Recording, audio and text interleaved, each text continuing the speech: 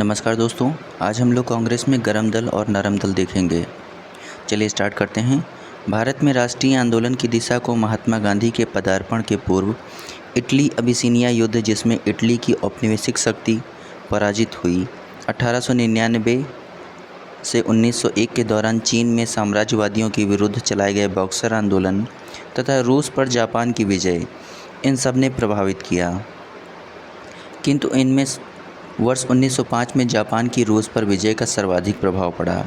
Japan ने वर्ष 1905 में जारशाही रूस को हराकर स्वयं को सैनिक दृष्टि से एक शक्तिशाली यूरोपीय देश से श्रेष्ठ सिद्ध कर दिया। इससे इस मिथ्या भ्रम का निवारण हो गया कि गोरी जात के लोग अजेय हैं। कांग्रेस के गरम दल के नेताओं की आंदोलन की प्रमुख पद्धति राजवामबद्ध आंदोलन अर्थात प्रशासन में भारतीयों की भागीदारी की मांग तथा जनता में राजनीतिक जागरूकता उत्पन्न करना था। वहीं गरम दल के नेताओं की मुख्य मांगें अनुकूल प्रविघटन पद्धति की थीं। वर्ष 1907 में कांग्रेस के सूरत अधिवेशन में कांग्रेस नरमपंथी और गरमपंथी दो अलग अलग गुटों में विभक्त हो गई। उदारवादी राजनीति या राजनीतिक भिक्षावृत्ति के युग में अधिकांश नरमपंथी नेता यथा दादा भाई नौरोजी, फिरोज शाह मेहता, दिनसा बादशाह, व्योमेश बनर्जी और सुरेंद्र नाथ बनर्जी आदि शहरी क्षेत्रों से संबद्ध थे। इस काल में कांग्रेस पर समृद्धशाली मध्यम वर्गीय बुद्धिजीवियों का, जिनमें वकील, डॉक्टर, इंजीनियर, पत्रकार और साहित्यिक व्यक्ति सम्मिलित थे, का अधिकार था। उपाधियां और बड़े बड़े पद इन लोगों के लिए आकर्षण रखते थे। कांग्रेस में आने वाले ये प्रतिनिधि बड़े बड़े नगरों से आते थे तथा जनसाधारण से इनका कोई संपर्क नहीं था। फिरोज शाह मेहता ने स्वयं कहा था, कांग्रेस की आवाज़ जनता की आवाज़ नहीं, परंतु उनके साथ रहने वाले अन्य देशवासियों का यह कर्तव्य है कि वे उनकी भावनाओं को समझें और उन्हें व्यक्त करें और उनके उपचार का प्रयत्न करें। गोपाल कृष्ण गोखले उदारवादी खेमे से संबद्ध थे।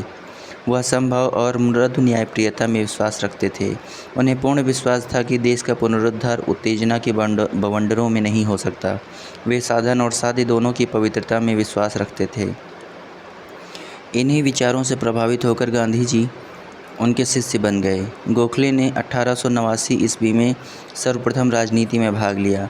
1897 ईस्वी में उन्हें और वाचा को भारतीय व्यय के लिए नियुक्त वेल्बी आयोग के सम्मुख साक्ष्य देने को कहा गया। वर्ष 1902 में वह बम्बई संविधान परिषद के लिए और कालांतर में इंपीरियल लेजिस्लेटिव काउंसिल के लिए चुने गए। वर्ष 1906 के बाद भारतीय राजनीति में कांग्रेस के अंदर उग्रवादी दल के उदय के साथ साथ देश में क्रांतिकारी उग्रवादी दलों का आविर्भाव हुआ। उग्रवादी विचारधारा के 4 प्रमुख नेता थे: बाल गंगाधर तिलक, लाला लाजपत राय, विपिन चंद्र पाल और अरविंद घोष। इन नेताओं ने स्वराज प्राप्ति को ही अपना लक्ष्य बनाया। उन्हें उदारवादी नेताओं की तरह संवैधानिक दायरे के अंदर अपनी मांगें मंगवाने में विश्वास नहीं था। तिलक ने कहा कि हमारा उद्देश्य आत्मनिर्भरता है, भिक्षावृत्ति नहीं। उन्होंने कांग्रेस पर प्रार्थना, याचना तथा विरोध की राजनीति करने का आरोप लगाया। उनके नेतृत्व में कांग्रेस की प्रार्थना और याचना की नीति समाप्त हो गई है। जहां उदारवादी दल संवैधानिक आंदोलन में, अंग्रेज़ों की न्यायप्रियता में, वार्षिक सम्मेलनों में भाषण देने में, प्रस्ताव पारित करने में और इंग्लैंड में शिष्टमंडल भेजने में विश्वास करता था, वहीं दूसरी ओर उग्रवादी दल आक्रामक प्रतिरोध में, सामूहिक आंदोलन में तथा आत्म बलिदान के लिए दृढ़ निश्चय में विश्वास करता था। इनके लिए स्वराज का अर्थ विदेशी नियंत्रण से पूर्ण स्वतंत्रता थी, जबकि उदारवादी दल ने स्वराज का अर्थ साम्राज्य के अंदर औपनिवेशिक स्वशासन था। लाला लाजपत राय शेरे पंजाब के नाम से भी जाने जाते थे। ये भारतीय राष्ट्रीय कांग्रेस में गरम दल के नेता थे तथा पूरे पंजाब के प्रतिनिधि थे। इन्हें पंजाब केसरी भी कहा जाता है। लाला लाजपत राय, बाल गंगाधर तिलक तथा विपिन चंद्र पाल को लाल बाल पाल के नाम से भी जाना जाता है। साइमन कमीशन का विरोध करते हुए लाठीचार्ज से लाला लाजपत राय घायल हुए, जिसके कारण 17 नवंबर 1928 को इनकी मृत्यु हो गई। लाला लाजपत राय ने इटली के क्रांतिकारी राष्ट्रपिता मैज़नी के जीवन वृत्त को पढ़ने के बाद उन्हें अपना राजनीतिक गुरु माना था।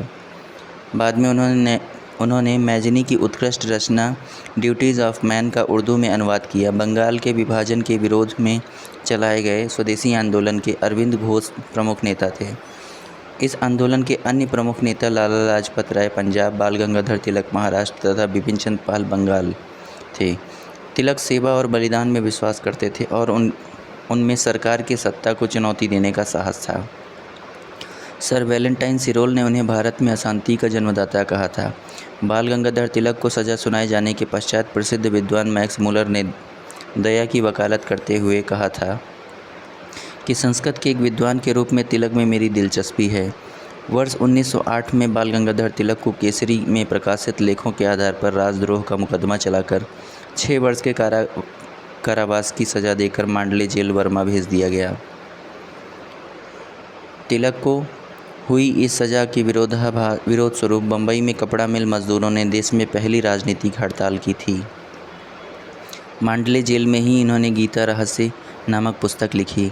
तिलक सांप्रदायिकतावादी नहीं थे, वे प्रथम राष्ट्रवादी थे जिन्होंने जनता से निकट का संबंध स्थापित करने का प्रयत्न किया और इस दृष्टि से वह महात्मा गांधी के अग्रगामी थे। इस उद्देश्य से उन्होंने अखाड़े, लाठी क्लब, गौ हत्या विरोधी सभाएं स्थापित की। उन्होंने महाराष्ट्र में शिवाजी महोत्सव तथा गणपति पर्व आरंभ किए ताकि जनता में राष्ट्र सेवा की भावना जागे। बाल गंगाधर तिलक की 1 अगस्त 1920 को हुई मृत्यु के बाद उनकी अर्थी को महात्मा गांधी के साथ मौलाना शौकत अली तथा डॉक्टर सैफुद्दीन किचलू ने उठाया। मौलाना हसरत मोहानी ने उस समय